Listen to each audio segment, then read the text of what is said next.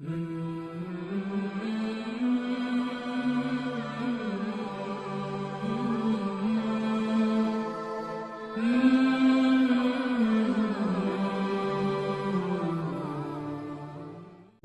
الله الرحمن الرحيم. الحمد لله نحمده ونستعينه ونستغفره ونؤمن به ونتوكل عليه ونعوذ بالله من شرور أنفسنا ومن سيئات أعمالنا.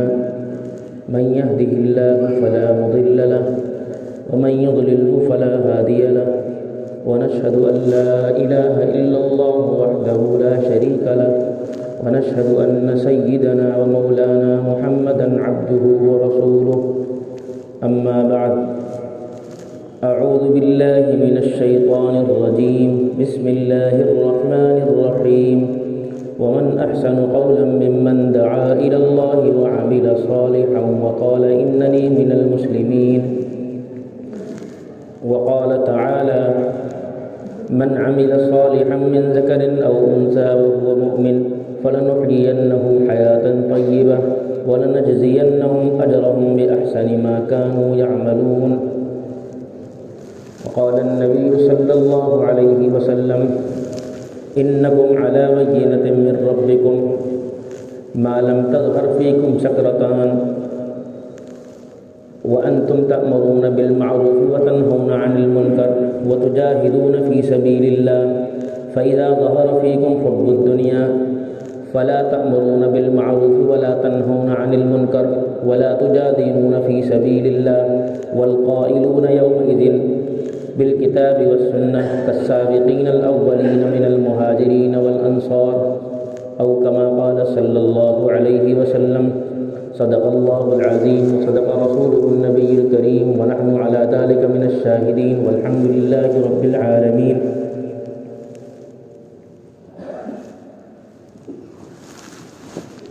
میرے محترم بزرگوں، عزیزوں،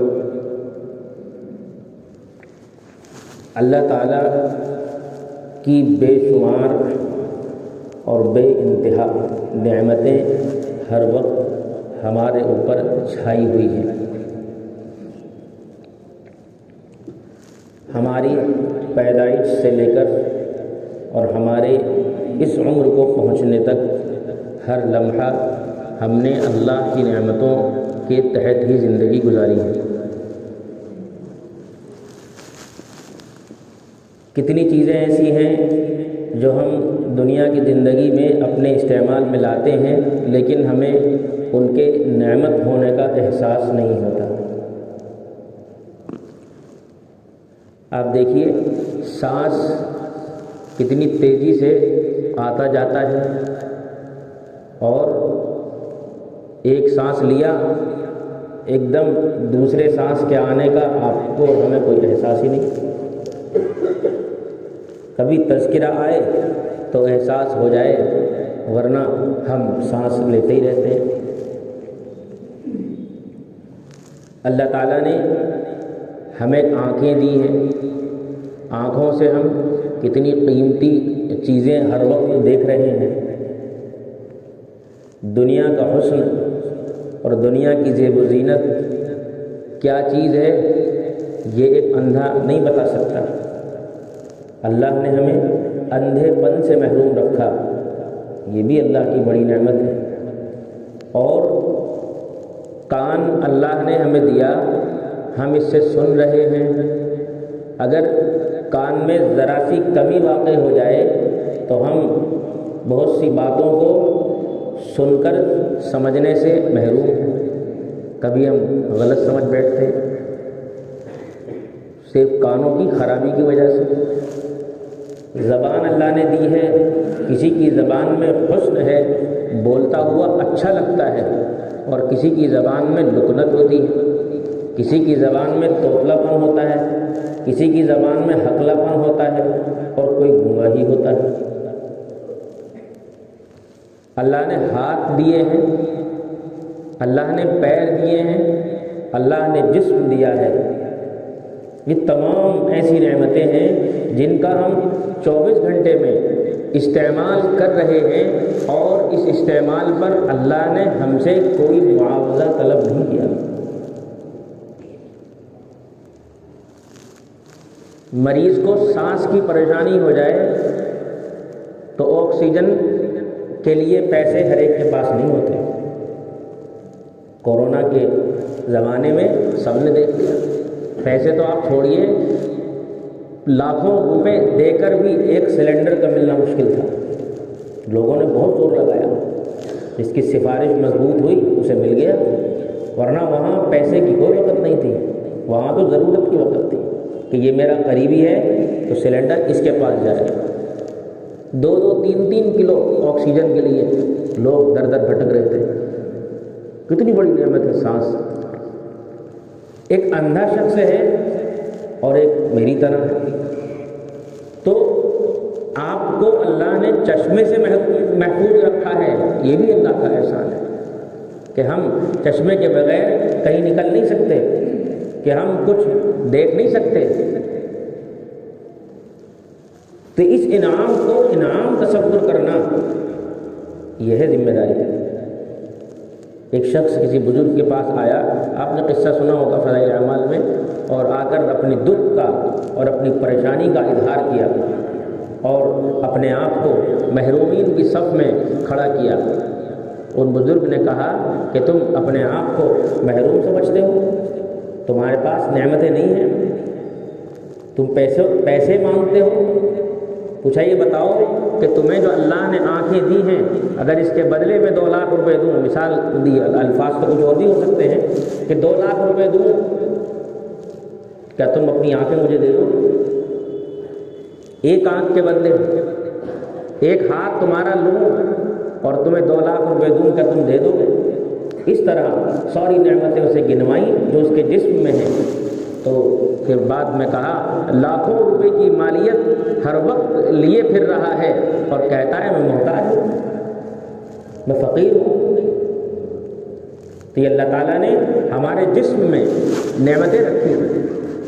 یوں تو دنیا کی ہر چیز نعمت ہے. کسی چیز کے نعمت ہونے کا ہمیں علم ہو جاتا ہے اور کسی چیز کے نعمت ہونے کا ہمیں علم نہیں ہوتا.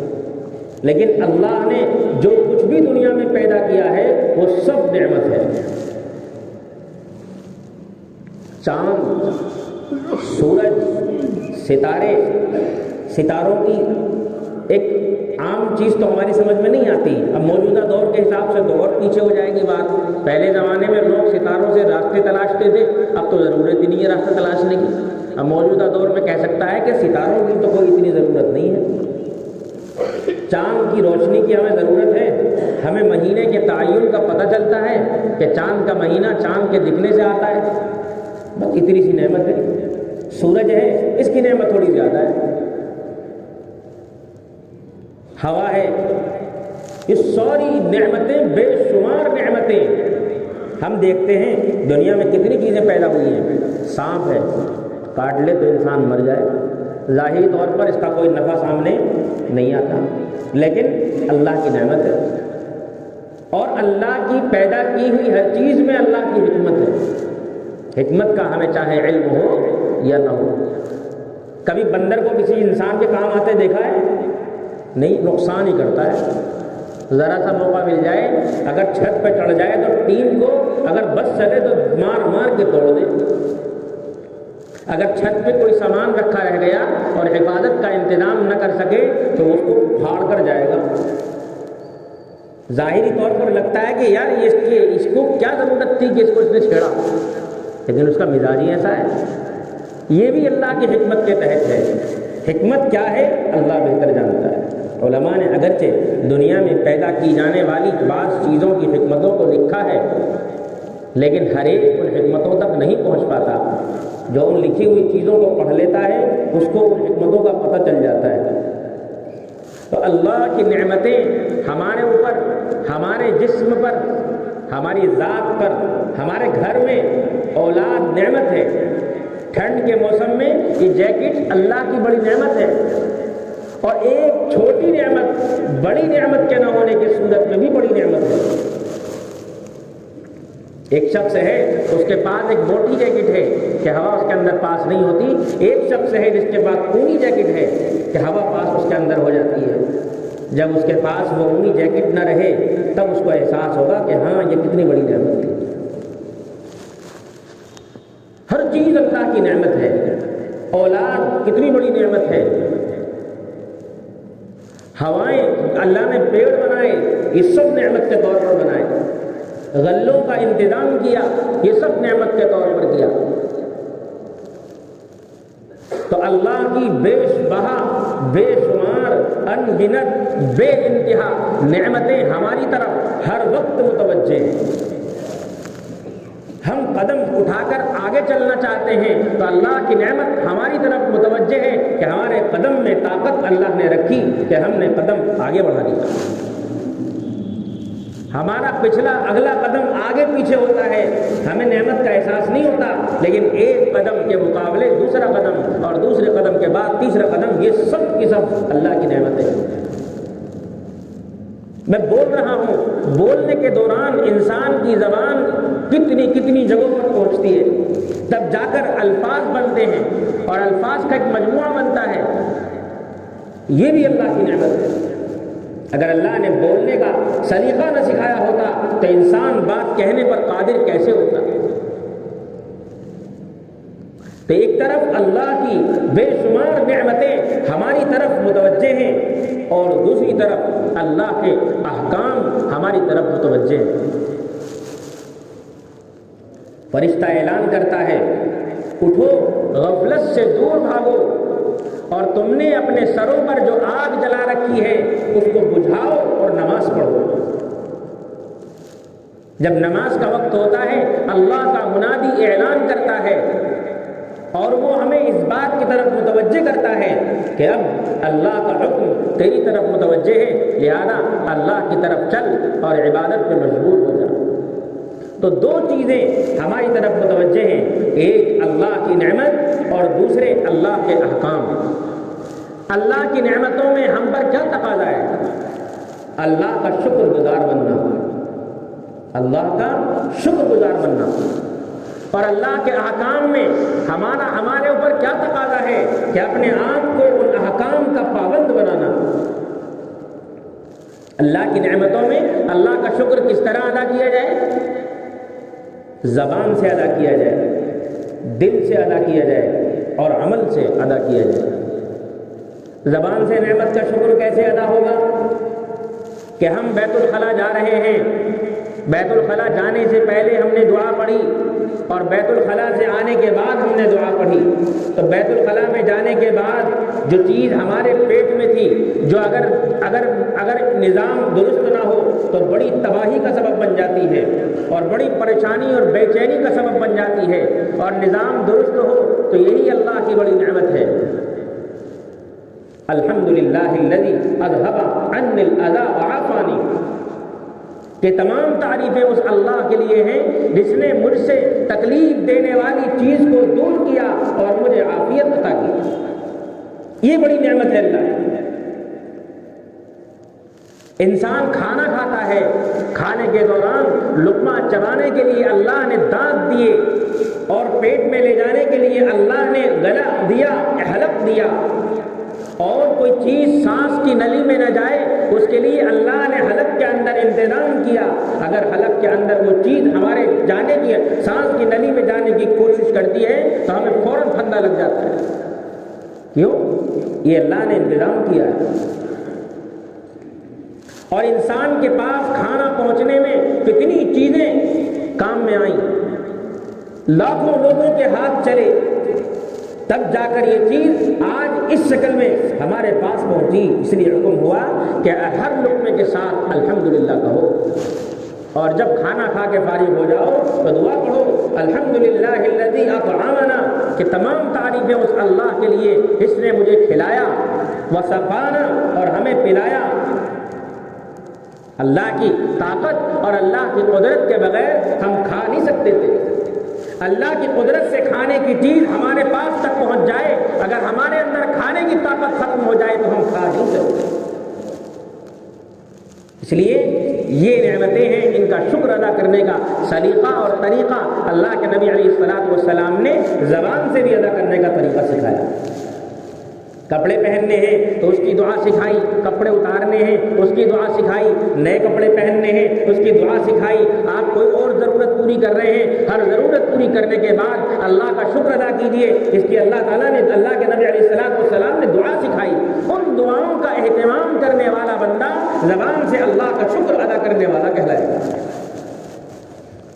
ایک تو یہ ہے کہ اللہ تیرا شکر، اللہ تیرا شکر، اور ایک ہے رسول اللہ صلی اللہ علیہ وسلم کی سکھائی ہوئی دعاؤں کا اہتمام کرنا۔ مولانا الیاس صاحب رحمۃ اللہ علیہ نے مسنون دعاؤں پر بہت زور دیا، انہوں نے ہی نہیں بلکہ انہوں نے بھی بہت زور دیا، علماء آج تک دیتے چلے آ رہے ہیں، صحابہ کے معمول میں یہ چیزیں داخل تھی۔ مولانا کا ملفوظ ہے کہ مسنون دعاؤں کا اہتمام کرو، کیونکہ مسنون دعاؤں نے قبولیت کے راستے دیکھے ہوئے ہیں۔ اس کی وجہ یہ ہے کہ رسول اللہ صلی اللہ علیہ وسلم نے جو دعا مانگی اللہ نے قبول فرمائی۔ آپ اللہ کے نبی کی دعا کو لے کر جو بھی مانگیں گے انشاءاللہ اللہ ہماری دعا کو بھی قبول فرمائے گا۔ اس لیے اپنی دعاؤں میں بھی مسنون دعاؤں کا اہتمام زیادہ سے زیادہ کرنا چاہیے۔ بزرگوں کے معمولات میں یہ چیز آپ نے اب بھی دیکھتے ہوں گے اور پہلے سے دیکھتے چلے آ رہے ہیں۔ مولانا یوسف صاحب رحمۃ اللہ علیہ کی دعا بھی لکھی ہوئی ہے، اور اس دعا میں ایک لمبی دعا عربی کی اور پھر اس کے بعد اردو۔ کیوں؟ اس لیے کہ عربی کی دعا اس لیے تاکہ ہماری دعا جلد قبول ہو جائے، اور اردو کی دعا اس لیے تاکہ لوگوں کو پتہ چل جائے کہ ہم مانگ کیا رہے ہیں۔ یہ ہے سلیقہ، اپنی اللہ کی طرف سے آئی ہوئی نعمتوں کا ہمیں شکر ادا کرنا ہے زبان سے، اور دوسرا دل سے شکر ادا کرنا، اور دل سے شکر ادا کرنے کا سب سے پہلا ذریعہ ایمان ہے۔ اللہ کی نعمتوں پر اللہ کا شکر ادا کرنے کا سب سے پہلا ذریعہ ایمان ہے۔ اگر کوئی شخص ایمان حاصل نہ کرے، ایمان قبول نہ کرے، تو اس کا کوئی عمل بھی اللہ کی نگاہ میں قبول نہیں ہے۔ کتنا بھی نیک ہو، کتنا بھی لوگوں کے کام آتا ہو، غریبوں کی محبت اس کے دل میں بھری ہوئی ہو، غریبوں کو وہ خوب مدد کرتا ہو، یہ تو ہو سکتا ہے کہ اللہ اس کی برکت سے، اس کی نیکیوں اور خیر کے کاموں کی برکت سے اسے ہدایت دے دے۔ جیسے ایک صحابی نے عرض کیا، یا رسول اللہ، میں نے اپنے زمانے جاہلیت میں اس طرح کے اچھے بھلے کام کیا کرتا تھا، کیا اس کا بدلہ مجھے ملے گا؟ تو آپ نے فرمایا، انہی کے بدلے میں جو تم مسلمان ہوئے ہو۔ یہ تو ممکن ہے کہ اس کے ان اعمال کے اور ان خیر کے کاموں کے بدل میں اللہ اسے ایمان عطا کر دے، لیکن اگر اس کی اندرونی کیفیت اور اندرونی چاہت ایمان لانے کی نہ ہوئی تو اس کے اعمال کا کوئی نتیجہ آخرت کے اعتبار سے اس کو نہیں ملے۔ اور پھر دل سے شکر یہ بھی ہے کہ کوئی کام دنیا میں وجود میں آیا، ہم نے کسی کام کے کرنے کا ارادہ کیا اور وہ کام ہماری مرضی کے مطابق نہ ہوا، تو اس پر بھی اللہ کا شکر۔ کیوں؟ اس لیے کہ اللہ کی حکمت یہی ہے۔ حضرت علی رضی اللہ عنہ نے فرمایا تھا، عرفت ربی بفسخ العزائم، کہ میں نے اپنے ارادوں کے ٹوٹنے سے اللہ کو پہچانا۔ میں نے ایک کام کا پختہ ارادہ کر لیا اور میں سارے اسباب اس کے لیے میں نے اکٹھے کر دیے، لیکن پھر بھی میرا کام نہ ہو سکا۔ کیوں؟ کیونکہ اللہ کا ارادہ نہیں تھا۔ دنیا کا ہر کام اللہ کی مشیت کے تابع ہے، یہاں تک اللہ کے نبی علیہ السلام نے فرمایا، آپ نے ایک کام کرنے کا ارادہ کیا اور وہ کام آپ نے کر لیا، لیکن کام کا طریقہ تھوڑا مختلف ہو گیا اور اس طریقے کے مختلف ہونے کی وجہ سے کام میں نقصان ہو گیا۔ اب بعد میں آپ یہ کہتے ہیں کہ اگر میں ایسا کر لیتا تو ایسا ہو جاتا۔ حدیث کہتی ہے کہ آپ نے شیطان کے لیے دروازہ کھول دیا، کہ بندر سامان کھا گئے، کہ دیکھ گیٹ لگا دیا ہوتا تو سامان محفوظ ہوتا، کیسے ہو جاتا؟ جو ہو گیا اس کے بارے میں یہ کہو کہ اللہ نے جو چاہا وہ ہو گیا۔ حضرت انس رضی اللہ عنہ فرماتے ہیں نا کہ جب حضور اکرم صلی اللہ علیہ وسلم کے ساتھ 10 سال رہا، آپ نے ایک دفعہ بھی مجھے کسی بات پر ڈانٹا نہیں۔ اگر کوئی نقصان کبھی مجھ سے ہوا تو آپ نے فرمایا اللہ نے یہی طے کر رکھا تھا۔ یہ ہے دل سے اللہ کی نعمت کا شکر۔ کوئی بھی کام ہو جائے، اللہ نے ایک بیٹا دیا، وہ بیٹا انتقال کر گیا، اللہ نے بیٹی دی، وہ انتقال کر گئی، مال دیا ختم ہو گیا، دکان دی نہیں چل سکی، تمام چیزوں میں اللہ کا شکر دل سے زبان سے نہیں صرف کہ ہم اوروں سے تو کہہ رہے ہیں کہ ہاں ٹھیک ہے تاکہ ہمیں برا نہ کہے کوئی، لیکن دل میں ہم اللہ کی طرف سے ٹیسٹ لیے بیٹھے ہیں، یہ مناسب نہیں ہے۔ اور تیسری چیز ہے عمل سے اللہ کا شکر ادا کرنا۔ اب جو یہ نعمتیں اللہ کی طرف سے ہماری طرف متوجہ ہیں، یا یہ اللہ کے احکام کو پورا کرنے کے تقاضوں کو، اللہ کے تقاضوں کو پورا کرنے کے عوض میں ملی ہے۔ جو کام اللہ نے ہماری طرف متوجہ کیا ہے ان تمام کاموں کو ادا کرنے کے لیے یہ نعمتیں اللہ نے ہمیں دی ہیں۔ اللہ نے ہمیں دنیا کی بے شمار نعمتیں دی، نعمتیں ہی نہیں دی بلکہ ان تمام چیزوں کو ہمارے کام میں لگا دیا۔ شریعت کی اصطلاح میں اس کو تسخیر کہتے ہیں، دنیا ہمارے قابو میں کر دی۔ آپ گھوڑے پر سوار ہونا چاہتے ہیں، مجال ہے تو گھوڑا یوں کہہ دے کہ نہیں مجھے نہیں جانا۔ آپ سواری پر سوار ہونا چاہتے ہیں، مجال ہے تو سواری یوں کہہ دے کہ مجھے نہیں جانا۔ آپ اگر کار بھی چلا رہے ہیں تو برکوں میں بریک پہ لگنے کی طاقت بھی اللہ نے دی ہے، بریک فیل ہو جائے تو کسی کو کیا پتا، سامنے والا کوئی ہمارے اوپر آ جائے ہمیں کیا خبر ہے، سامنے والے کی ٹکر سے ہم محفوظ ہو گئے، یہ بھی اللہ کا احسان ہے۔ تو اللہ تعالیٰ کی بے شمار نعمتیں ہماری طرف متوجہ ہیں، اس لیے کہ تاکہ تم ان نعمتوں میں پڑھ کر اللہ کا شکر ادا کرو، زبان سے، دل سے اور عمل سے۔ ان تمام چیزوں کو ہمارے کام میں لگایا، اللہ نے ہمیں اپنے کام کے لیے پیدا کیا۔ اب اگر کوئی انسان ان نعمتوں میں لگا رہے تو نعمتوں کی خاصیت یہ ہے کہ جب انسان پر نعمتوں کی بہتات ہوتی ہے تو انسان غافل ہوتا ہے، انسان غافل ہوتا ہے۔ جب مال بڑھتا ہے تو کام بڑھانے کی فکر ہوتی ہے، اور جب کام بڑھاتا ہے تو بہت سے خیر کے کام اس سے چھوٹنے شروع ہو جاتے ہیں۔ دو کام کو وہی سوچے گا جس کا ایک کام صحیح چل رہا ہوگا، تین کام کو وہی سوچے گا جس کے دو کام صحیح چل رہے ہوں گے، جس کے پاس پیسہ زیادہ ہوگا وہی چار کام کی طرف کو بھاگے گا۔ اور یہی ہے اللہ کی طرف سے ڈھیل کہ ہم نے تجھ کو یہ نعمت اس لیے دی تھی کہ تو ہم سے غافل نہ ہونا، بلکہ ان نعمتوں میں پڑھ کر تو ہمارے کام میں لگ، ہمارے احکام کو پورا کرنے میں لگ۔ کہ لوگ یوں کہتے ہیں کہ میرے پاس گھر کو سنبھالنے کے لیے پیسہ نہیں، میرے پاس کوئی اچھی دکان نہیں، کہ تیرے سامنے کیا عذر ہے؟ کوئی یوں کہتا ہے کہ ہماری اولاد صحیح سالم نہیں، ہماری اولاد بات نہیں مانتی، تیری اولاد تو اچھی ہے، تیرے سامنے کیا عذر ہے؟ اس لیے علماء کہتے ہیں کہ کبھی یہ انسان پر حالات آتے رہنے چاہیے، اور حالات کا آنا یہ اللہ کا ولی ہونے کی نشانی ہے۔ مشکلات اور پریشانیوں کا آنا، جب کہ ان پریشانیوں میں انسان اللہ کی طرف متوجہ ہو تو یہ اللہ کی طرف سے انعام ہے اور اللہ کی طرف سے آزمائش ہے۔ تو اللہ کی طرف سے کسی پریشانی کا آنا یہ کوئی برائی کی بات نہیں ہے، اللہ نے جو ہمارے حق میں بہتر سمجھا وہ اللہ نے ہمارے لیے کیا۔ ہماری ذمہ داری یہ بنتی ہے کہ ہم ان نعمتوں میں اللہ کا حق ادا کریں۔ مال دیا ہے، مال میں کیا حق ہے وہ حق ہم ادا کریں۔ اولاد دی ہے، اولاد کا کیا حق ہے وہ ہم ادا کریں۔ اللہ نے ہمیں صحیح سالم جسم دیا ہے، یہ جسم اللہ کا دیا ہوا ہے، اس میں ہم پر کیا حق ہے اس کو ہم سمجھیں اور ادا کریں۔ جب انسان اللہ کے انعامات کو اللہ کے مرضی کے مطابق صرف کرے گا، جب انسان اللہ کی نعمتوں میں غافل نہ ہو کر اللہ کی طرف متوجہ رہے گا تو اللہ کا اس سے وعدہ ہے کہ ہم تم کو دنیا اور آخرت کی ہر طرح کی خیر تمہاری طرف کو موڑ دیں گے اور تمہیں ہر طرح کی نعمتوں سے سرفراز کریں گے، اور آخرت بھی تمہارے ہی لیے۔ پہلی چیز تو یہ بھی سمجھنی ہے کہ پیسے کا ہونا، دولت کا ہونا، یا اچھے گھر کا ہونا، اچھے کاروبار کا ہونا، اچھی زندگی کا ہونا دنیاوی اعتبار سے صرف یہی اللہ کی نعمت نہیں ہے۔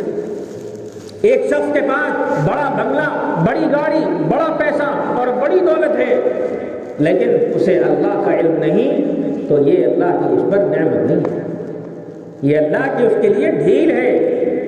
وہ اس کے کچھ کام اچھے ہوں گے، اس کا بدلہ اللہ سے دنیا میں دینا چاہتا ہے، یا وہ انتہائی سرکش ہے، اللہ اسے اس کی سرکشی میں اور آگے بڑھانا چاہتا ہے۔ جب اس کی سرکشی حد سے آگے بڑھ جائے گی اللہ اس کی رسی کو فوراً کھینچ لے گا۔ فرعون تھا، کتنا طاقتور تھا، کتنے بچوں کو اس نے قتل کیا اور کیسے کیسے بچے قتل کیے گئے اور ماؤں نے کتنی دعائیں مانگی ہوں گی، لیکن اللہ کا حکم یہ تھا کہ فرعون کو ابھی لمبی عمر ہوگی۔ فرعون بڑھتا رہا، طاقت کے ظلم میں آگے بڑھتا رہا، خوب طاقتور ہوتا رہا، اور پھر جب وقت آیا تو اللہ نے اس کی موت کو ایسی عبرتناک بنا دیا کہ آج تک اس کی مثال قائم ہے۔ تو جو اللہ کے احکام کو پورا کرے گا اللہ کی نعمتوں میں، تو وہ اللہ کے احکام کو پورا کرنے کی وجہ سے اللہ کے خاص بندوں میں شمار ہوگا۔ پچھلی قوموں کے واقعات اللہ نے محض واقعات کے طور پر نہیں سنائے، بلکہ اس لیے سنائے کہ دیکھو یہ نعمتیں ہم نے انہیں بھی دی تھیں، یہ نعمتیں تمہیں بھی دی ہیں، اور یہ کام انہیں بھی دیے تھے، یہ کام تمہیں بھی دیے ہیں۔ انہوں نے ان نعمتوں میں رہ کر غفلت اختیار کی اور ہمارے احکام کو توڑ دیا، تو ہم نے ان کی پکڑ کی، اور ایسی پکڑ کی کہ قیامت تک کے لیے قرآن میں نازل کر دیا اور لوگوں کے لیے عبرت کا سامان اسے بنا دیا۔ اور اللہ تعالیٰ نے نعمتیں دی، نعمتوں کے ساتھ جنہوں نے اچھے کام کیے، جنہوں نے خیر کے کام کیے، ان کے تذکرے بھی اللہ نے قرآن میں کیے۔ حضرت داؤد علیہ السلام کو اللہ نے بادشاہت عطا کی، حضرت سلیمان علیہ السلام کو اللہ نے ساری دنیا کی ہر مخلوق پر بادشاہت عطا کی، حضرت یوسف علیہ السلام کو اللہ نے حاکم بنایا، اور انہیں حاکم کیوں بنایا؟ یہ دکھانے کے لیے کہ دنیا کی جو بھی ذمہ داری تم پر آئے، اگر اس ذمہ داری کو اللہ کی مرضی کے مطابق پورا کرو گے تو وہ مال، وہ دولت، وہ حکومت، وہ بادشاہت، وہ کوئی بھی چیز دنیا کی ہے، وہ تمہارے لیے کبھی بھی نقصان کا باعث نہیں ہو سکتی۔ ورنہ تو غریب آدمی بھی بیکار ہے۔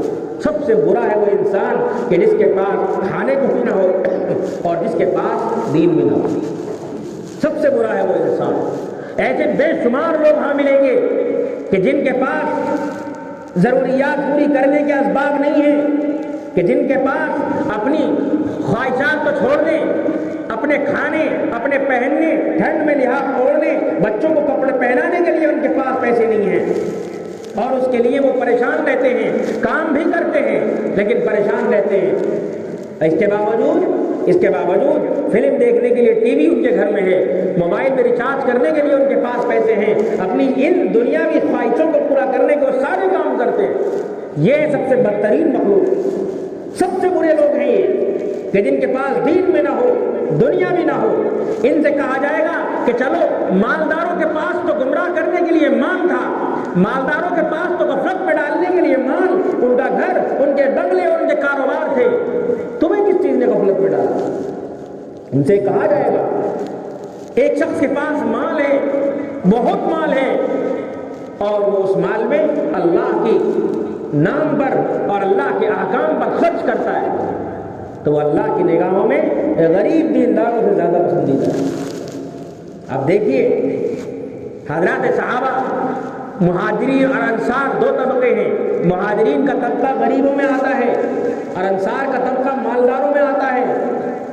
اب مہاجرین حضور کی خدمت میں آئے اور آ کر عرض کیا، یا رسول اللہ ہمارے پاس مال نہیں ہے، ہم اللہ کا شکر ادا کرتے ہیں، ہم نمازیں پڑھتے ہیں، آپ جو عمل ہمیں بتاتے ہیں ہم کرتے ہیں، ہم تسبیحات پڑھتے ہیں، ہم تمام آپ کے بتائے ہوئے وظائف پورے کرتے ہیں، اور انصار ہیں وہ بھی ان تمام وظائف کو پورا کرتے ہیں، ان کے پاس مال بھی ہے، وہ صدقہ بھی کرتے ہیں، اور وہ صدقہ کرنے کی وجہ سے ہم سے آگے بڑھ جاتے ہیں کہ یا رسول اللہ ہمیں اس بات کا افسوس ہے۔ آپ نے فرمایا، انہیں ایک عمل بتا دیا ہر نماز کے بعد تسبیحات کے پڑھنے کا۔ کچھ دن انہوں نے اس عمل کو کیا۔ اب صحابہ تو ایک دوسرے سے سبقت کرنے والے تھے، صحابہ کا تو نیک کاموں کا شوق تھا، اور نیک کام کو پتہ لگانے کے لیے وہ ایک دوسرے سے آگے بڑھتے تھے، اور پتہ لگنے کے بعد ان پر عمل کرنے میں بھی دوسرے سے آگے بڑھنے کی کوشش کرتے تھے۔ یہ بات جب مہاجرین کو معلوم ہوئی کہ انصار نے بھی یہ عمل شروع کر دیا ہے، پھر آئے حضور کی خدمت میں اور آ کر عرض کیا، یا رسول اللہ اب تو انصار نے بھی یہ عمل شروع کر دیا ہے۔ تو حضور اکرم صلی اللہ علیہ وسلم نے فرمایا، ذالک فضل اللہ یؤتیہ من یشاء، یہ اللہ کا فضل ہے، اللہ جسے چاہتا ہے دیتا ہے۔ لیکن اللہ کے نبی علیہ السلام نے غریب مہاجرین کی دلجوئی کے لیے بہت سے موقعوں پر مال کے نقصانات بھی بتائے۔ اور یہ بھی بتایا کہ غریب مسلمان مالداروں سے 50 اور 500 سال پہلے جنت میں چلے جائیں گے، یہ بھی بتایا۔ لیکن مال کا محض مال کا ہونا یہ انسان کی تباہی کی وجہ نہیں ہے، مال کے ساتھ بے دینی کا ہونا یہ انسان کی تباہی کی وجہ ہے۔ آپ کو اللہ نے دنیا کی نعمتیں دی ہیں، ان کو خوب استعمال کیجئے، لیکن ان میں اللہ کا حکم بھی ادا کیجئے۔ زکوٰۃ واجب کی ہے، اس کو ادا کیجئے۔ پڑوسیوں کے حقوق اس میں جو تمہارے ذمے ہیں اس کو ادا کیجئے۔ آپ اچھی گاڑی استعمال کیجئے، اچھے گھر میں رہیے، اچھے کپڑے پہنیے۔ اللہ کے نبی علیہ السلام نے فرمایا جو تمہارے پاس ہے وہ تمہارے جسم پر نظر آنا چاہیے۔ اتنی گنجائش تو اللہ کے نبی علیہ السلام نے دی ہے۔ ایک صحابی ذرا بوسیدہ کپڑوں میں آ گئے تھے تو حضور نے ان سے دریافت فرمایا کیا تمہارے پاس اس سے اچھے کپڑے نہیں ہیں؟ کہا ہاں ہیں۔ تو آپ نے فرمایا کہ تمہارے پاس ہے وہ تمہارے جسم پہ نظر آنا چاہیے۔ اگر مال کا دکھاوا اور مال کا جسم پر چڑھنا ہماری تکبر کا اور ہمارے فخر کا اور ریا کا سبب بنتا ہے تو پھر یہ مال ہمارے لیے تباہی ہے، پھر اس سے دور بھاگنا ہی بہتر ہے۔ اس لیے میرے عزیز و بزرگوں، اللہ کی نعمتوں کو، اللہ نے جو ہمیں نعمتیں دی ہیں یہ ہمیں اللہ نے اپنے احکام کو پورا کرنے کے عوض میں دی ہیں۔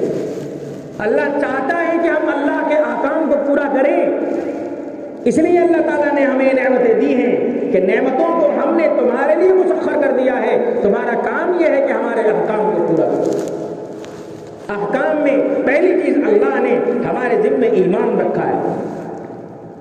اگر ایمان کیا ہے؟ ایمان ہے اللہ کے احکام کو اور اللہ کی طرف سے بتائی ہوئی باتوں کو اللہ کے نبی علیہ السلام کے بھروسے قبول کر لینا۔ اللہ تعالیٰ نے آخرت کی، غیب کی، جنت سے متعلق، دوزخ سے متعلق اور قیامت سے متعلق، حشر و نشر سے متعلق، فرشتوں سے متعلق یا اور بھی جتنی چیزیں غیب کی ہیں ان تمام چیزوں سے متعلق اپنے نبی کی زبان سے جو کچھ ہمیں بتایا ہے اس تمام پر نبی پر اعتماد کرتے ہوئے بھروسہ کر لینا یہی ایمان ہے۔ نبی علیہ السلام نے جو کچھ اللہ نے اپنے نبی کو سمجھایا وہ سب ہم تک پہنچایا۔ ایمان کیا ہے؟ کہ اللہ کا حکم، پہلا کہ اللہ ایک ہے اور اس کے علاوہ اللہ کے سوا کوئی معبود نہیں۔ رزق دینے کے کتنے نام ہیں اللہ کے، ان تمام ناموں میں دنیاوی اعتبار سے ہم بھی شریک ہو سکتے ہیں، لیکن جو فی نفس ہی شریک ہے وہ صرف اللہ ہے، اور اللہ کی طاقت کے اعتبار سے اللہ کا کوئی شریک نہیں، اللہ کا کوئی شریک نہیں۔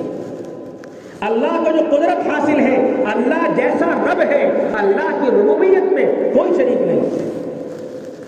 اللہ اکیلا اور یکتا ہے، اس کی کسی طرح کی قدرت میں بھی دوسرا کوئی شریک نہیں۔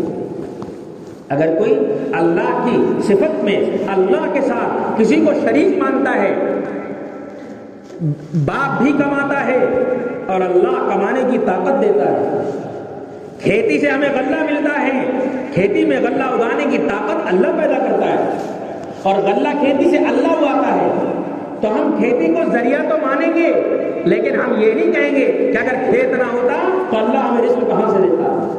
نہیں، اللہ کا طریقہ، اللہ کا نظام، اللہ کی عادت، اللہ کی قدرت اور اللہ کی فطرت یہی ہے کہ زمین میں غلہ لگے گا تو کھیتی اگے گی اور ہمیں گیہوں، چاول اور دیگر چیزیں ملیں گی، لیکن اللہ ان کا محتاج نہیں ہے۔ ہمیں کھانے کے لیے کچھ کرنا پڑے گا، اللہ کی اس بنائی ہوئی اس دنیا کا نظام یہی ہے، لیکن کرے بغیر اللہ ہمیں نہیں دے سکتا، یہ غلط ہے۔ نظام اللہ کی طرف سے یہی ہے۔ اگر کوئی یہ سمجھے کہ اللہ مجھے رزق دے گا، میں بیٹھا رہوں گا تو وہ بھوکا مر جائے گا اور بھوکا مرنے پر اس کو گناہ ملے گا، لیکن اللہ کی قدرت میں یہ چیز نہیں ہے، غلط ہے۔ حضور اکرم صلی اللہ علیہ وسلم نے جب آپ نے واقعہ سنا ہوگا کہ اونٹ کو باندھنے کے تعلق سے کہ اونٹ کی عبادت کی ذمہ داری اللہ کی ہے، کہ ہاں اونٹ کی عبادت کے جو اسباب اللہ نے متعین کیے ہیں وہ تم ان پر عمل کرو، باقی ذمہ داری اللہ کی ہے۔ کرنے والا، کھلانے والا، پلانے والا، سلانے والا، جگانے والا، دکھانے والا، بلوانے والا، سنوانے والا، سونگنے کی طاقت دینے والا، سوچنے کی قوت دینے والا، محبت پیدا کرنے والا، نفرت پیدا کرنے والا، چلانے والا اور پکڑوانے والا اور چبوانے والا، یہ تمام قدرتیں، تمام طاقتیں اللہ کے دینے سے ہمارے اندر ہیں۔ اللہ نہ چاہتا تو ہمارے اندر کوئی طاقت نہ آتی۔ یہ ہے ایمان کا تقاضا۔ اگر انسان اپنی قدرت کو اللہ کی قدرت سے اوپر کسی درجے میں بھی رکھے گا، وہ اللہ کے پر ایمان میں کمزور قرار دیا جائے گا۔ اللہ کی ہر مخلوق پر قدرت ہے، اللہ ہر مخلوق پر قادر ہے اور اپنی قدرت کی وجہ سے تمام مخلوق پر غالب ہے۔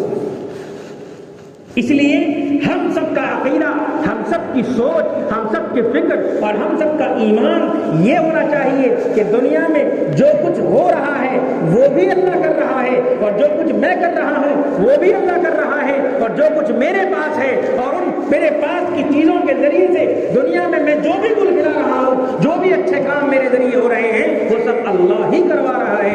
اللہ نہ چاہتا تو کچھ نہ ہوگا۔ یہ ہے ایمان۔ رسول اللہ صلی اللہ علیہ وسلم نے صحابہ کو یہی سکھایا اور یہی سمجھایا، اور صحابہ کے دلوں میں یہ چیز اللہ کے نبی علیہ السلام نے اندر تک بٹھا دی۔ جب اندر تک یہ بیٹھی تو صحابہ بادشاہوں کے دربار میں جا کر کھلے ڈنڈے کی چوٹ پر کھلے عام یہ اعلان کر دیا کرتے تھے کہ ہمارے نبی نے ہم سے وعدہ کیا ہے کہ تمہاری یہ زمین اور تمہارا یہ علاقہ اور تمہارا یہ پورا ملک ہمارے قبضے میں آ کر رہے گا۔ ہم اپنے نبی کی زبان پر کیے جانے والے وعدوں کو پورا ہوتا ہوا دیکھتے آ رہے ہیں، اور ہمیں یقین ہے کہ یہ جہاں تو بیٹھا ہے اللہ اس پر بھی ہمیں جلد ہی غلبہ دے گا۔ بادشاہ سوچ میں پڑ گیا کہ تمہارے پاس ہتھیار نہیں، تمہارے پاس ہمارا مقابلہ کرنے کے لیے اسباب نہیں۔ تو وہاں صحابی نے کہا کہ ہم اللہ کے بھروسے اور اللہ کے نام پر نکلے ہیں۔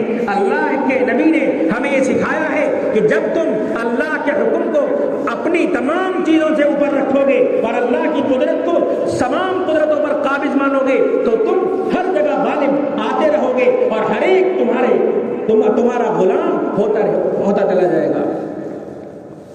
وَلَوْ أَنَّ أَهْلَ الْقُرَىٰ آمَنُوا وَاتَّقَوْا لَفَتَحْنَا عَلَيْهِمْ بَرَكَاتٍ مِّنَ السَّمَاءِ وَالْأَرْضِ۔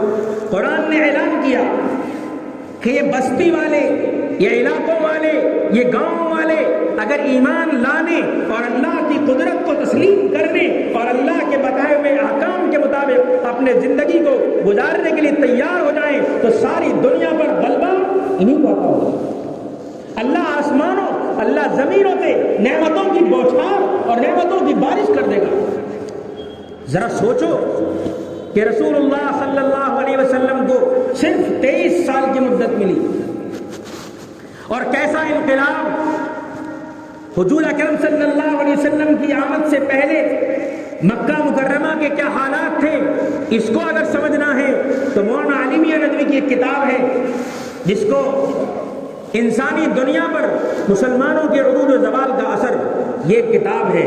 اس کا پہلا باب جو مقدمے کے طور پر حضرت نے لکھا ہے اس میں پورے حالات لکھے ہیں، اور آج کی دنیا کو یہ باور کرانا چاہتی ہے کہ رسول اللہ صلی اللہ علیہ وسلم کی آمد سے پہلے دنیا کے حالات بالکل بدلنے کی کگار پر تھے اور معاشرہ انقلاب لانا چاہتا تھا، معاشرہ بدلنے کے لیے پہلے سے تیار تھا، اور رسول اللہ صلی اللہ علیہ وسلم کو موقع مل گیا اور بس انہوں نے تھوڑی سی محنت کی اور حالات بدل گئے۔ حالانکہ ایسا نہیں تھا۔ انسانیت سوز مظالم اور انسانیت سے نیچے اتر کر جو کام بھی کر سکتا ہے ایک جانور بھی نہیں کر سکتا، وہ سارے کام وہ کرتے تھے۔ میں تفصیل میں نہیں جانا چاہتا، لیکن ایسے جسے زمانے جاہلیت قرار دیا گیا، اس زمانے کو 23 سال کی قلیل مدت میں اللہ نے ایسا نظام تبدیل کیا، اور پھر حضور اکرم صلی اللہ علیہ وسلم کے دنیا سے پردہ فرما جانے کے بعد 25 سال لگے کہ دنیا پر اسلام کا پھریرا اور اسلام کا پرچم لہرانے لگا۔ ان کے پاس اسباب تھے؟ نہیں تھے۔ ان کی تعداد کتنی تھی؟ بہت تھوڑی سی۔ آج کی تعداد کے مقابلے میں تو 3% بھی نہیں. اتنی کم تعداد کے باوجود حضرت خالد بن ولید نے جب مدینے کے ایک قبیلے کے عیسائیوں نے ہرقل کی فوج کے ساتھ مل کر مسلمانوں پر حملہ کرنے کے لیے تیاری کی تو 60,000 کی فوج تھی. حضرت خالد بن ولید نے جب مشورہ کیا تو کہنے لگے میں اکیلا جاؤں گا اور جا کر مقابلہ کروں گا، لیکن ساتھیوں نے کہا کہ نہیں، اپنے ساتھ لے جائیے. رسول اللہ صلی اللہ علیہ وسلم کی حدیث سنائی کہ ایک مسلمان 1,000 کافروں پر بھاری ہے، لہذا تم جاؤ اور اپنے 60 صحابہ کو لے کر جاؤ. وہ 60 لوگوں کو لے کر گئے اور 60,000 کے لشکر کو ایسا مارا کہ وہ لشکر دم دبا کر بھاگا، اور اس نے وہاں جا کر یہ بھی نہیں بتایا کہ ہم سے لڑنے والے کتنے تھے، شرم کے مارے. یہ وہ طاقت تھی جو ایمان کی طاقت تھی، یہ وہ طاقت تھی جو اللہ پر اعتماد کی طاقت تھی. ذرا سا ایمان سے ہٹ کر صحابہ کے ذہن میں ایک بات آئی اور یہ سوچنے لگے کہ آج تک تو ہماری تعداد کم تھی، آج تو ہماری تعداد اتنی زیادہ ہے، لہذا آج تو ہم جیت کر ہی رہیں گے. غزوہ حنین کے موقع پر یا آپ دیکھیں یہاں کیا حالات ہوئے. حضور اکرم صلی اللہ علیہ وسلم اور چند صحابہ کے علاوہ سب کے پاؤں سڑ گئے. رسول اللہ صلی اللہ علیہ وسلم کو چاروں طرف سے دشمنوں نے گھیر لیا، لیکن پھر اللہ نے صحابہ کے دلوں کو جمایا، جس کا تذکرہ قرآن میں کیا، اور پھر اللہ نے اس پر فتح عنایت فرمائی. تو یہ ہے ایمان کی طاقت کہ جس کی بنیاد پر اللہ نے آج تک غلبہ دیا ہے، اور آئندہ بھی اسی کی بنیاد پر ہر طرح کی قوتیں اور ہر طرح کی طاقتیں اور ہر طرح کے غلبے اللہ عطا کرے گا. لہذا ہم یہ سوچتے ہیں کہ ہمارے بچے تعلیمی میدان میں آگے نہیں، ہمارے بچے ڈاکٹر نہیں، ہمارے بچے انجینئر نہیں، ہمارے بچے فلاں نہیں، ہمارے بچے فلاں نہیں. سب کا عالم ہونا بھی ضروری نہیں ہے، سب کا حافظ ہونا بھی ضروری نہیں ہے. نہ سارے صحابہ عالم تھے، نہ سارے صحابہ حافظ تھے، لیکن سب دیندار تھے. دیندار سب کا ہونا ضروری ہے. اگر سب دیندار ہو جائیں تو وہ معاشرہ جو رسول اللہ صلی اللہ علیہ وسلم کے زمانے میں تھا، وہ ماحول اور وہ معاشرہ آج بھی لوٹ کر آ سکتا ہے. آج بھی ہمارے جوار میں پڑوس میں ایک ملک ہے، آپ نے وہاں کے حالات دیکھے، اللہ نے غلبہ عطا کیا، وہاں کے حالات لوگوں کی زبان سے سنیے کہ وہ کیا کارنامے انجام دے رہے ہیں اور کس طرح وہ لوگوں کے دلوں کو خوش کرنے کی کوششیں کر رہے ہیں. انہوں نے حاکم ہیں، وزیر اعظم ہیں، وزیر اعلیٰ ہیں، گورنر ہیں، انہوں نے لوگوں کے گھروں پر جا جا کر لوگوں کی باتیں سن سن کر لوگوں کی ضروریات کو پورا کر کر کے صحابہ کی یاد کو تازہ کر دیا. بالکل ایسا ہی ہے کہ جب تم دین کو چھوڑ دو گے تو تم ذلیل خوار ہو جاؤ گے. حضرت عمر بن عبدالعزیز، حضرت عمر رضی اللہ عنہ مصر آئے، راستے میں ایک دریا تھا، دریا پار کرنا تھا. حضرت ابو عبیدہ بن جراح رضی اللہ عنہ نے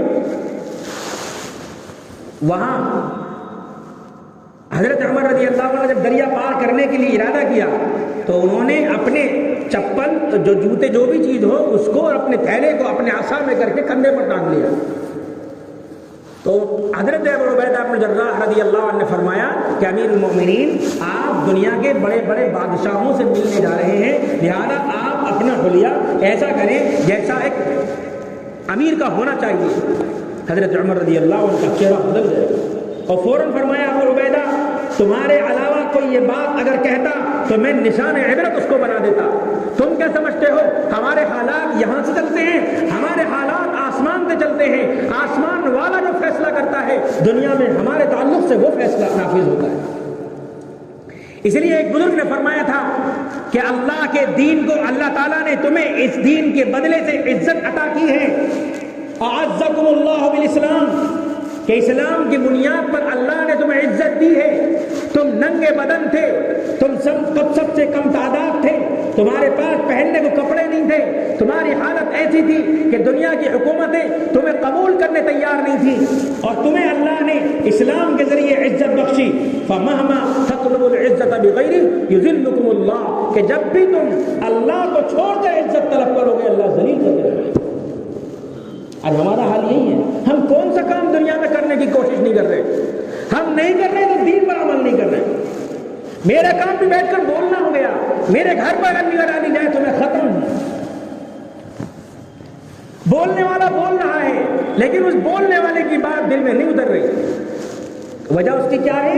وجہ اس کی یہ ہے کہ بولنے والا یہ سوچ رہا ہے کہ میں سامنے والوں کی ہدایت کے لیے بات کر رہا ہوں، اور سننے والے یہ سوچ رہے ہیں کہ جو بیٹھے ہیں نا ان کے لیے بات ہو رہی ہے، میرے لیے بات نہیں ہو رہی۔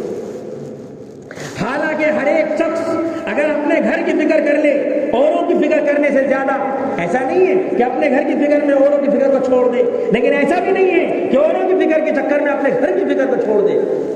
گھر کی فکر کی ذمہ داری ہے، ہر ایک اپنے معاشرے کو بنائے گا، ہر ایک اپنے معاشرے میں تبدیلی لائے گا، ہر ایک اپنے آپ کو محنت میں لگائے گا، ہر ایک اپنے بچوں کی فکر کرے گا، اپنی اولاد کی فکر کرے گا، اپنے بھائی کی فکر کرے گا۔ جب ہر ایک اپنے گھر کی فکر کرے گا تو معاشرہ اپنے آپ ہی سدھرتا چلا جائے گا۔ تو پہلی چیز اللہ نے ہمارے ذمہ میں ایمان لگایا ہے، اور دوسری چیز اللہ نے ہمارے ذمہ میں اعمال لگائے ہیں۔ ایمان میں آخرت کا یقین بھی ہے کہ ہمیں مرنے کے بعد اللہ کے سامنے پہنچنا ہے، کہ یہ اعمال کیوں کرنے ہیں؟ کیونکہ اللہ کے سامنے حاضر ہونا ہے۔ ہمیں نمازیں کیوں پڑھنی ہیں؟ کیونکہ اللہ ہم سے اس بارے میں پوچھے گا کہ دنیا میں نے تمہارے کام میں لگائی تھی، تمہیں تو میں نے اپنے لیے پیدا کیا تھا، تو تم نے میرے حکم کو پورا کرنے کے لیے کیا کیا؟ یہ اللہ پوچھے گا۔ ہم ہوں گے اور اللہ ہوگا اور پوری مخلوق ہوگی۔ ہو سکتا ہے اللہ خاص کرم کرے اور اکیلے میں ہمارا حساب کتاب لے، اللہ ہم سب کو حساب کی سختی سے بچائے، لیکن اگر حساب کا معاملہ سخت ہو گیا، حضور اکرم صلی اللہ علیہ وسلم نے فرمایا کہ جس سے حساب کے بارے میں پوچھ گچھ کر لی گئی ہلاک ہو گیا۔ اس لیے میرے عزیز و بزرگوں، اللہ نے ہمارے ذمے جو اعمال لگائے ہیں، وہ اعمال میں انسان جب ہی جمے گا جب اس کا ایمان مضبوط ہوگا، اس کو یہ یقین ہو کہ مجھے آخرت میں میری نمازوں کا ثواب ملنا ہے، اسے یقین ہو کہ میری تلاوت قبر میں میرے لیے روشنی کا سامان بنے گی، اسے یقین ہو کہ روزہ میری نیکیوں کے بڑھنے کا اور قبر میں میری عذاب سے حفاظت کا ذریعہ بنے گا، اسے یقین ہو کہ میری تلاوت، میری نماز، میری نیکیاں، میرے اعمال کل کو اللہ کا دیدار آسان کریں گی، اسے یقین ہو کہ اللہ کی زبان سے قرآن سننے کا مجھے موقع ملے گا، اسے یقین ہو کہ آخرت میں مجھے اللہ روز اپنا دیدار کرائے گا۔ جب اسے یقین ہوگا تو پھر آپ دیکھیے وہ نیت باندھے گا تو اس کی توجہ بھٹک نہیں سکتی، کتنی بھی سخت نیند آ رہی ہو، اگر اسے یہ احساس ہو کہ میرے اس اٹھنے پر اللہ کتنا خوش ہو رہا ہوگا، تہجد میں آنکھ کھل رہی ہے اور اٹھتے ہوئے میں سوچ رہا ہوں کہ میرے اس اٹھنے پر اللہ فرشتوں سے کہہ رہا ہوگا کہ دیکھو تم کہتے تھے نا یہ فساد مچانے والی قوم ہے، دیکھو اس کی بیوی اس کے پاس ہے، اس کے بچے اس کے پاس ہیں، آرام دہ بستر ہے، گرم چادر ہے، گرم لحاف ہے، اور اس نے اپنا لحاف چھوڑا ہے اور یہ میرے سامنے کھڑا ہوا ہے، مجھ سے مانگ رہا ہے، تو یہ سب سے افضل ہے کہ آج جو یہ مانگے گا میں اس کو عطا کروں گا۔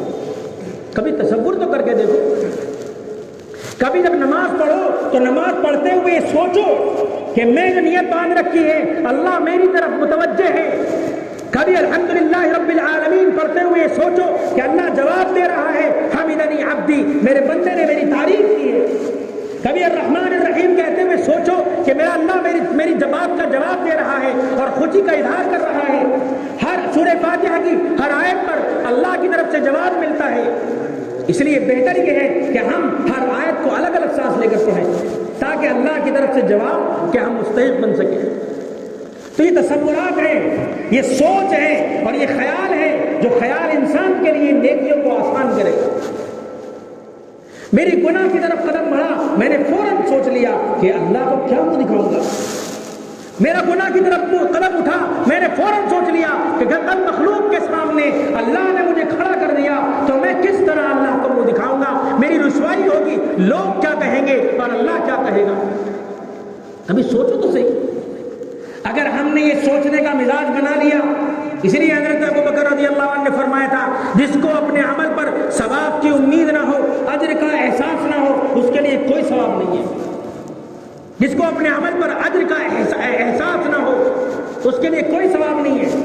اس لیے نماز پڑھو روزہ رکھو، قرآن پڑھو، تسبیحات پڑھو، درود پڑھو، جو بھی کام کرو کرتے ہوئے اس طرف متوجہ رہو کہ میرا اللہ مجھے دیکھ رہا ہے، میرا اللہ میرے کلمات کی طرف متوجہ ہے، میرا اللہ میری نماز کو دیکھ رہا ہے۔ پھر مجال ہے جو میرا ہاتھ ہو جانے کے لیے اٹھ جائے، پھر مجال ہے جو میرے قدم حرکت کرنے لگے، ہو ہی نہیں سکتا۔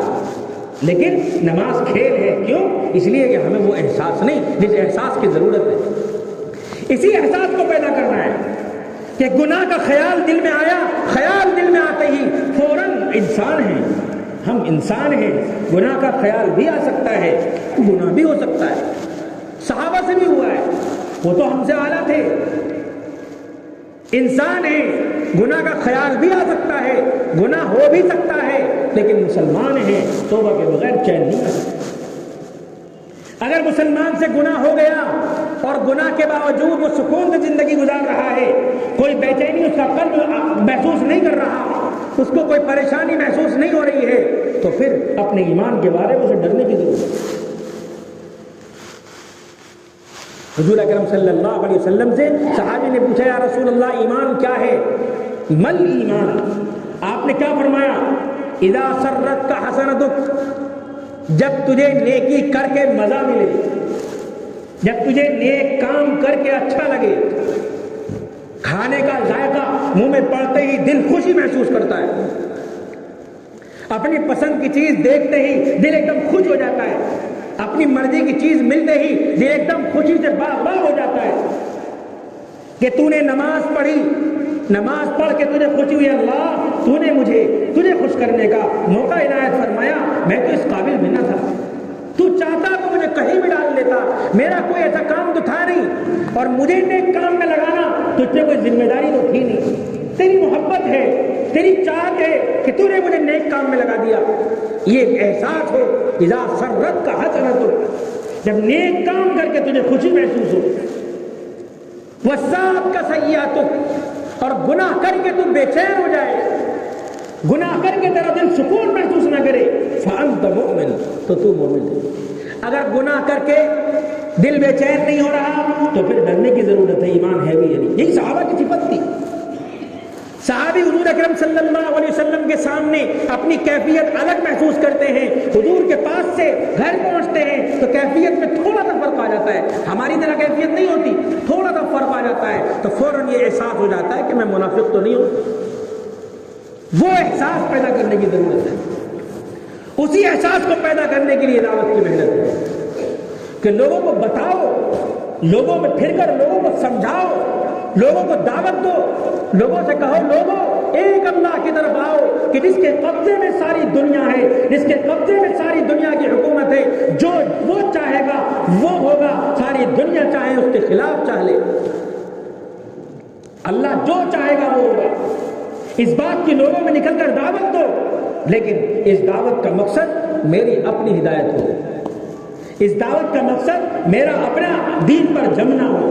اسی لیے مولانا یوسف صاحب رحمۃ اللہ علیہ کا ملفوظ ہے، جو دوسروں کی ہدایت کے لیے دعوت دے گا اس کے اندر دو باتیں آئیں گی، یا تو اس کو مدعو پر غصہ آئے گا جب وہ اس کی بات کو نہیں مانے گا، یا اس کو مدعوین کی طرف سے جن کو دعوت دی جا رہی ہے ان کی طرف سے مایوسی ہوگی کہ میں نے تو اتنا سمجھا لیا، مانتے ہی نہیں۔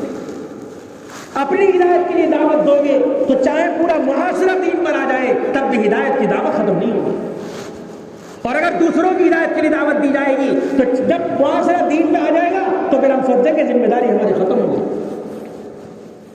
اس لیے میرے عزیز و بزرگوں، تذکیر جسے کہتے ہیں، اپنے اندر اللہ کے حکموں کو پورا کرنے کا احساس پیدا کرنا، اللہ کے انعامات اور اللہ کے وعدوں پر یقین کو دل میں اتارنا، اس کے لیے تذکیر اور بار بار دعوت دینا، بار بار نصیحت کرنا، بار بار سمجھانا، بار بار بتانا یہ ضروری ہے۔ اگر اس میں ہم کمی کریں گے تو جتنی ہم سمجھانے میں کمی کریں گے اتنی کمی ہمارے ایمان میں ہو جائے گی۔ جو لوگ دعوت دیتے آ رہے ہیں اور جو کبھی کبھی دعوت نہیں دیتے ان کو اپنے ایمان اور اپنے یقین اور اپنے اعمال میں کمزوری کا احساس یقیناً ہوتا ہوگا۔ اس لیے میرے عزیز و بزرگوں، ہم سب کی ذمہ داری ہے کہ مقامی طور پر بھی، عمومی طور پر بھی، عالمی ماحول میں بھی اور ہندوستان کے ماحول میں بھی اور ضلع کے اعتبار سے بھی ہم اپنے اوپر دین کی خدمت کے تعلق سے آنے والی ذمہ داریوں کو ہم ادا کرنے کا عزم کریں، اور ہم اس بات کی اپنے مال، اپنی جائیداد، اپنے گھر بار، اپنے بیوی بچے سب کو اللہ کے نام پر چھوڑ کر، ان کو سمجھا کر، ان کو فضیلت سنا کر ہم اللہ کے دین پر اپنے آپ کو لگانے کی کوشش شروع کریں۔